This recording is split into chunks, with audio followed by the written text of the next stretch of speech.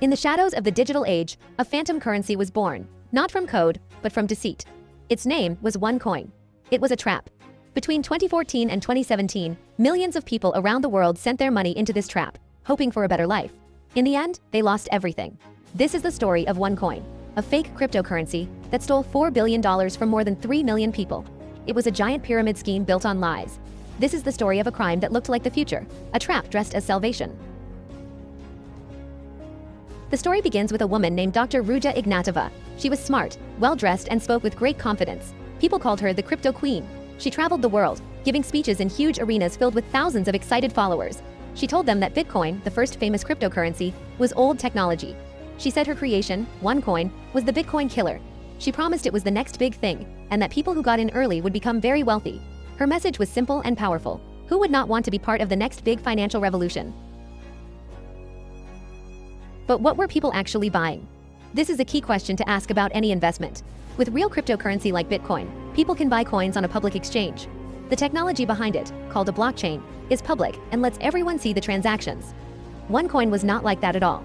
People could not just buy a OneCoin. Instead, they had to buy expensive starter packages. These were called educational packages.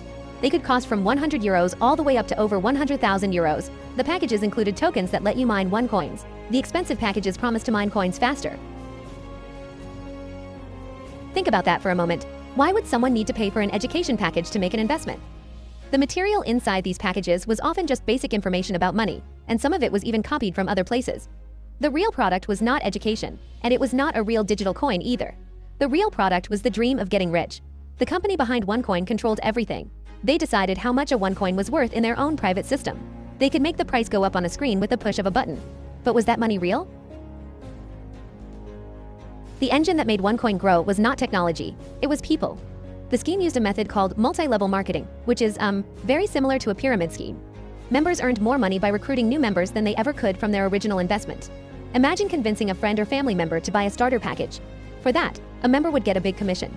That new member would then need to recruit more people to make their own money. The money flowed from the bottom of the pyramid to the top. So where did the cash for those commissions come from? It came from the new people joining. Can you see how this must always end? For early members to get paid, a never-ending stream of new people had to keep joining and sending money. The entire system relied on constant growth. If the stream of new members ever slowed down, the money would stop flowing. There was no real business creating value. There was just money from new investors being used to pay older investors. This is called a Ponzi scheme. It is a classic trick. The only people who got truly rich were the ones at the very top, who started the whole thing. The leader, Ruja Ignatova, and her co-founder Sebastian Greenwood, lived lives of incredible luxury. They traveled on private jets, stayed on giant yachts, and bought expensive homes and jewelry. They showed off this wealth at their big events. This spectacle was proof to members that the system worked. If the leaders were so rich, then the dream must be real. The events felt like rock concerts, with lights, music, and roaring crowds. People left feeling excited and sure they had made the right choice. But could they actually spend their OneCoins? This was the final, critical flaw. OneCoin existed only inside its own closed world. Members could not go to a normal cryptocurrency exchange to trade their OneCoins for dollars or euros. The only place to sell was on OneCoin's own, company-controlled exchange. And that exchange had many problems. It often shut down for, maintenance. When it was open, there were very strict limits on how much money a person could withdraw each day. For most members, it was nearly impossible to get their cash back out. Their wealth was just a number on a screen, controlled by the very people who had taken their money. While members were being told to wait patiently, authorities around the world were starting to ask tough questions. As early as 2015, banks and financial watchdogs in countries like Germany and Norway grew suspicious. They issued warnings. They told the public that OneCoin looked like a pyramid scheme. In 2016, the authorities in Bulgaria, where the company was based, even raided its offices. But the leaders dismissed all this. They told members that banks and governments were afraid of OneCoin because it was going to change the world. They said the attacks were proof they were on the right track. This is a common tactic for scams. Does an outside warning make you suspicious, or does it make you more loyal to the group? The end began in 2017. The pressure from police and investigators was building. In October of that year, Ruja Ignatova did something shocking. She disappeared. She boarded a flight from Sofia, Bulgaria, to Athens, Greece, and vanished. She has not been seen in public since. Her sudden exit was the first major crack in the wall. Why would the fearless leader, the Cryptoqueen, run away if everything was legal and successful? For many members, it was a terrible moment of doubt. But by then, it was too late to get their money back. With Ruja gone, her brother, Konstantin Ignatov, took over. The scheme continued for a little while longer, but honestly, it was collapsing. In March 2019, Constantine was arrested at the Los Angeles airport. He later pleaded guilty to fraud and agreed to help the police. The co-founder, Sebastian Greenwood, was arrested in Thailand and sent to the United States. He was sentenced to 20 years in prison. A lawyer named Mark Scott, who helped launder $400 million for the scheme, was also convicted. The walls were closing in, and the truth was finally coming out. The truth was simple and brutal. OneCoin was a lie. US prosecutors stated clearly in court. OneCoins were entirely worthless. There was no advanced blockchain. The mining was fake. The constantly rising price was fake. It was all a show, a digital puppet theater designed to make people hand over their real, hard-earned cash. The $4 billion did not vanish into the digital world. It was spent on yachts, mansions, and luxury lifestyles for the founders, and used to pay off earlier members to keep the dream alive. The OneCoin scheme worked because it offered more than just money. It offered hope, belonging, and a sense of being smarter than everyone else. People wanted to believe in a future where they could be wealthy and successful. The leader, Ruja Ignatova, acted like a visionary, making followers feel they were part of an exclusive club that understood the future.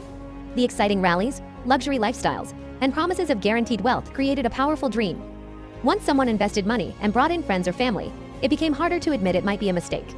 The need to be right and the fear of looking foolish kept people locked in. The structure of the scheme also played on social trust. When friends or family members recommended OneCoin, people were more likely to believe it was safe. Doubts were often brushed aside because questioning the plan felt like doubting a loved one. Authorities who warned that OneCoin was a scam were painted as enemies trying to stop progress. This made believers feel special and even more determined to defend their choice. In the end, the deep desire for a better life and the fear of missing out blinded many to the obvious warning signs, keeping the pyramid growing until it finally collapsed. Today, the hunt for Ruja Ignatova continues. She is on the FBI's list of 10 most wanted fugitives. There is a $5 million reward for information leading to her arrest. Some investigators believe she may be hiding with a new identity. Others have explored a darker theory, that she was killed on a yacht not long after she disappeared. Her fate remains one of the biggest mysteries in the story. Meanwhile, victims around the world are still hoping to recover some of their lost money. In 2024, courts issued orders to freeze property and assets bought by the scam's leaders, trying to find money to pay back the victims. The story of OneCoin leaves behind important lessons. The dream of easy wealth is powerful, but it can also be very dangerous.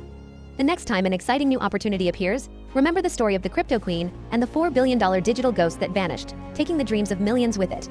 The dream was a phantom. The wealth was a number on a screen. The Cryptoqueen vanished into the air, leaving behind only silence and $4 billion missing dollars. So, that was the story of OneCoin. If this kind of deep dive into real-world mysteries and scams is your thing, be sure to give this video a like. It really helps others find it. Consider subscribing to the channel for more stories that pull back the curtain on how these schemes really work. And if you know someone who might find this cautionary tale as fascinating as you did, please share it with them. Thanks for watching.